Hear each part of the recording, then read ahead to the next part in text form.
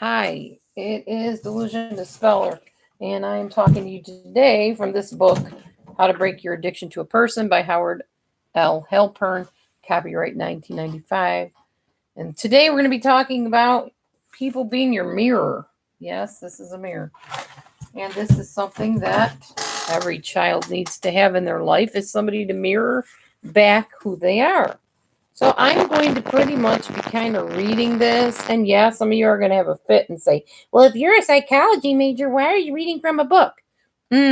Easy word. Actually, three words. Because I can. All right. I'm going to read from a book because the people that wrote the book are smarter than the person that studied the psychology. So I'm going to read it from the book. And you can save yourself some reading time. And I already quoted and honored the copyright, so there shouldn't be an issue. All right, here we go. You're my mirror.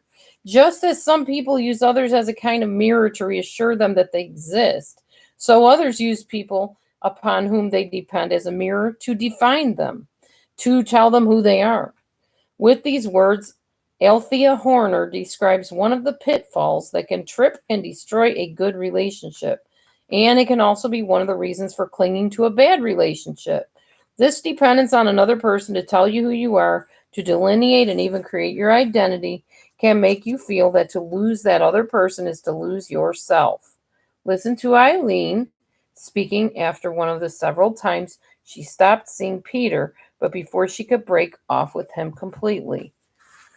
When I was with Peter, I felt I knew my own mind, but now that we've split, I can't even decide what to order from a menu. Did I take my cues from him? I don't know what I want, who I am, or who I'm supposed to be. I can do my job and be with people, but it doesn't feel like there's a me doing it. Eileen knows she exists, but her sense of personal identity is very shaky. And for many years, she had taken her identity from the relationship she had with Peter. How does it happen that a mature person who is able to carry on a life and to function effectively can still have such a vague sense of who he or she is? The experience of having a personal identity, just as with your sense of your existence and your trust in your capacity to survive, also has early beginnings.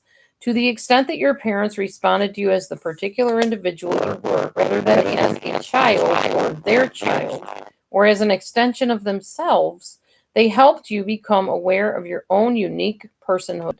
You came to feel not only I am, but this is who I am. This does not mean that their response is the sole source of your identity. Besides being affected by the reactions of other people, you develop much of the sense of your me-ness through your experience of your own body, its boundaries, its capacities, its limitations, and the energy and feelings that course through it. And your inner life, your imagination, ideas, and thought processes was also a source of identity feelings. But your sense of who you are was shaped primarily by the people closest to you in your earliest years. For example, responses like this would help you to define yourself. I know you're feeling angry or afraid or excited. My, look how strong you are. Hello, blue eyes. You have a cute button nose. You really love to eat. Other kinds of parental responses may also tend to define you, but according to your parents' needs, feelings, and value judgments. You're such a good boy or a bad boy. You like everything you touch. You'd lose your head if it wasn't attached. My mom used to say that to me a lot, and I still say it to myself sometimes. If you feel that your sense of identity is precarious, it can be helpful to look at what kind of mirrors your parents were in reflecting you back to yourself. There are several kinds of identity impairments that can be caused by poor mirroring. One is your feelings about who you are vague and amorphous, means they don't have shape. It is what some people mean when they say, I have no personality. It's a feeling of being a non identity or non entity. If this feels true for you, it might well indicate that your parents were a dim and cloudy mirror, giving you a poorly defined view of yourself. Little feedback and minimal responsiveness. This would most likely come about if your parents were particularly depressed, withdrawn, preoccupied, detached, or just not around much during your early years. You may experience an identity impairment of a second kind. You may feel that in yourself, you are not a whole person. You are not complete unless you are part of someone else. If that's true, then your parents were probably not a clouded mirror, but a distorting one, a mirror that was bent by their need to see you as an extension of themselves, or as how they wanted to see you, rather than reflect back your true self. This might have been manifested in statements like, "You're daddy's little girl. You can't be afraid of the dark. See, I'm not. Your mother's little helper. You'll never learn how to swim. I'm afraid of the water." That means mom doesn't know how to swim, so you'll never learn how to swim. You can't do a thing without me. These are things parents say, that are not helpful at all to a child. Probably everyone has heard his parents say things like this sometime. But if you have a problem feeling yourself to be a complete person rather than as an appendage or like a growth off of somebody else or an extension of their wishes, then chances are that your parents were not as helpful as they might have been in mirroring your individuality. As you could have used and you could have used all the help you could get, because when you were an infant, your original sense of who you were included your mother and her surrogate. You, as the individual, you now know yourself to be, were only a part of that larger entity. Now, to the extent that you successfully achieved a sense of being a separate and whole individual apart from that mother-child matrix, you will feel complete within yourself. But if you never fully achieved this, your feeling of wholeness will depend on linking yourself to another person. See how that works? They are the ones that form your opinion about yourself, telling you, "Oh, you're so good, you're so bad, you're never going to be this, you're never going to do that." And if that's all you heard all your life, that mirror was not a healthy mirroring. It was mirroring you back in a distorted way. So now, for most adults, that other person is no longer a mother, but you may have achieved a break from that feeling from mother if you and she like were together a long time ago. But if there's unrepaired feelings of incompleteness, you may have transferred that cross-completion to someone else. And then when you are without this person or think of breaking up with him or her, you can regress to terrible feelings of emptiness. As one long married man put it, "I used to call her my better half. Well, now I don't feel she's the better half. But even though there's nothing between us but silence and hatred, if I think of actually leaving her, I'd feel I'd be wrenching away half of myself. I don't know if it would be the right half, the left half, the top half, the bottom half, or more likely my insides, but something would be missing." There is enormous variation from one person to another in their sense of meanness. Not meanness, but me-ness. At a far extreme, I think of a man I tested psychologically during my internship in a psychiatric hospital. As part of the test battery, I asked him to draw a person. He picked up his pencil, drew a nose in the lower left corner of the paper, then concentrating very intensely, he followed with an eye in the upper right-hand corner, and then a foot in the middle of the page. He was telling me with what degree of conscious deliberateness I will never know, how horrifyingly disjointed and fragmented his sense of self was. At the other extreme are those people with such a keen sense of who they are that they can maintain it in many different situations, roles, and relationships. Most fall between these extremes and may feel somewhat shaky about who they are depending on the situation. And many, like Eileen, gain their identity through having someone define them. When Peter would say, "You're my woman," or "You're a sharp cookie," or "You're sexy," Eileen would be infused with that identity. When he would say, "You're a B, and I won't take that kind of treatment from you," she knew where her boundaries were. And it wasn't just in what he would say. She defined herself as his woman. She defined herself as bad when he was angry and good when he was pleased. She defined herself as attractive when he was responsive physically and unattractive when he was disinterested. Depending on his reactions, she would look in the mirror and clearly see herself as beautiful, or look in the same mirror and see only a nose that was too big, chest that was too small, thighs that were too fat. Now, when the relationship ended, she felt formless and disorganized because he formed that form of who she was in her mind. And while she was not psychotic, like the man who made the disconnected figure drawing, she sometimes feared falling apart or having a nervous breakdown without Peter in her life. The feelings of shapelessness, amorphousness, or falling apart are deep rooted, but even though they have early origins, they are not fixed in cement. You can change them, but it will take much hard work. As usual, it must begin with the recognition that your identity impairment comes from that attachment hunger level, and as such is a distortion of the current reality of who you are. If you haven't seen my earlier videos, they are about the attachment hunger level. That will explain a little bit more about what we're talking about here. I encourage you to go back and watch those earlier videos. I think it's 2, 3, and 4 maybe, and this is video number 5, if I'm not mistaken. Okay, so you are a singular, whole, and definite person who feels falsely that you're not. And you'll have to find all kinds of ways of telling this to yourself. At first, your attempts may just be hollow words, but through repetition, they can become part of who you are. For example, in a book called I'm Dancing as Fast as I Can, Barbara Gordon is in a struggle to reclaim her identity.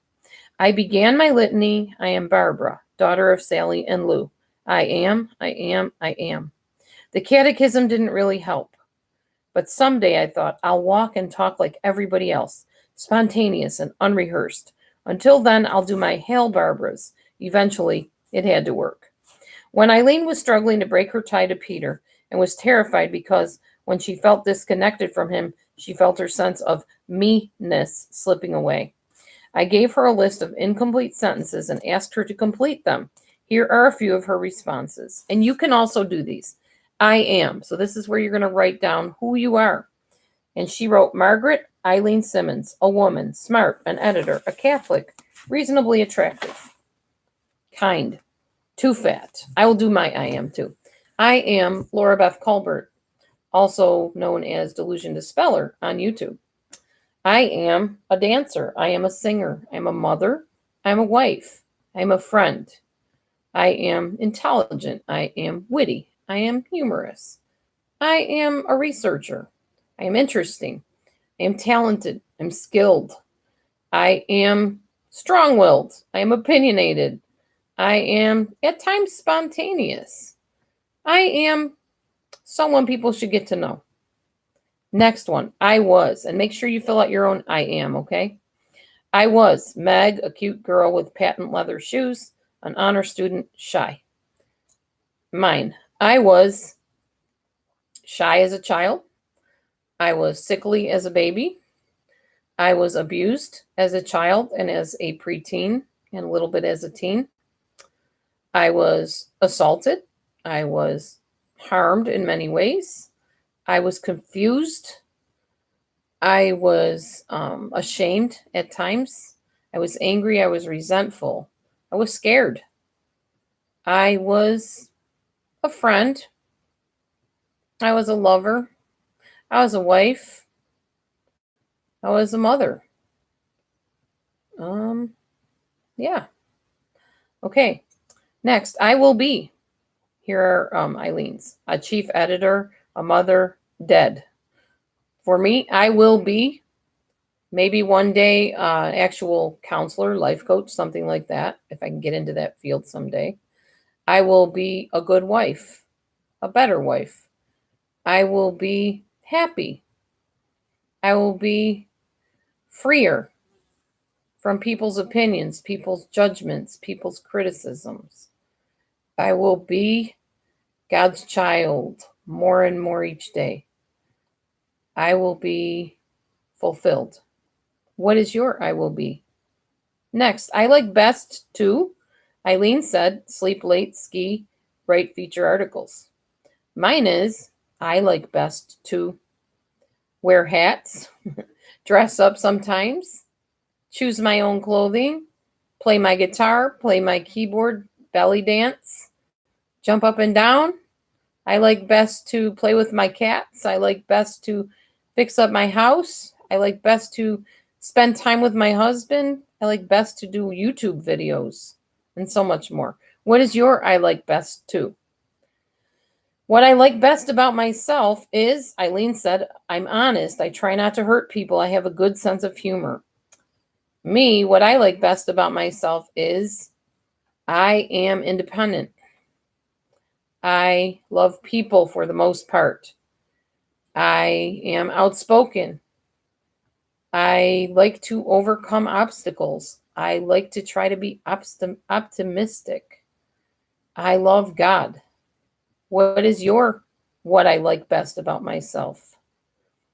I deeply believe, Eileen's were, in God, that I can have a good love relationship someday. In fairies, I deeply believe is in God, first and foremost, always. In his Son, in the Holy Spirit, in power, whether good or evil. I believe it exists. I believe in calming the mind and meditating and taking time out for oneself. I believe in justice and fairness. I believe in truth. I believe in forgiveness. I believe in boundaries. I believe in love. I believe in spirits. I believe in religion. I believe in unity. I believe in oneness. I believe in finding common ground with people. What is your I deeply believe? And the last one, if my relationship with so and so were to end, think of a significant other. Think of your best friend. Think of somebody maybe that you've had problems with that you're thinking of ending with, or maybe you got back together with them. But what if that relationship were to end? Eileen said, if my relationship with Peter were to end, I would cry a lot and get very drunk. I would find a better relationship sooner or later. I would still be me. Mine, if my relationship with a person were to end, and not my husband, but a friend, if it were to end, I would feel lost. I would feel sad. I'd feel defeated. I would feel empty. I would feel maybe depressed. I would feel withdrawn a bit. I would feel disappointed. I would feel disillusioned. I would feel a bit hopeless. I would feel, I want to say relieved, but with all those sad feelings, I don't know that I would. Okay, how about you? If your relationship with your significant other person were to end, how would you feel? Moving right along, Eileen knew the importance of developing and holding on to a sense of who she is, so she worked hard on exercises like this, often making up sentences, beginnings, and giving herself the task of completing them. They helped her to see that she was a person apart from Peter, which was an important step in freeing herself from addiction to him. For a list of incomplete sentences you might wish to complete as an exercise, there are some in the back of this book. Just ask me about it. I'll send them to you. Getting the reactions of people who know you well can also be helpful. One young man, Ben, shaken by the ending of a long love affair, confessed to his friend, I feel like a nobody, kind of a wraith who drifts through the streets and has no clear form or purpose. I can't see that I leave a mark on anyone. Maybe it's because I have no mark to leave, do I? Do you see me as someone definite? His friend responded, I sure do. He spoke of many ways Ben had influenced him. I've always admired the way you can make decisions in business and not look back. While I start thinking maybe I should have, or if only I. At times like that, I try to think of how you would handle it. And he went on to document other ways that both he and his wife saw Ben as a very definite person to whom they had clear-cut reactions. Ben let this sink in, let himself see himself through their eyes, let himself feel what fit and what did not. Ideally, it would be nice if by this time in your life, your sense of your identity was clear and firm. But if you must get some affirmation from the reflected appraisals of others, and most of us do, it's far better to get it from many people than to be dependent on it from one person. Any one person may have a distorted view and an axe to grind, and above all, it can make that one person too important to your sense of selfhood. In the next video, we're going to be talking about how people can become your security blanket. So you don't want to miss that one. That'll be in part 6. As always, thank you so much for watching this insidious addiction called people addiction. I've enjoyed bringing it to you, and I look forward to our next time talking. Have a blessed day, everybody, and we'll see you soon.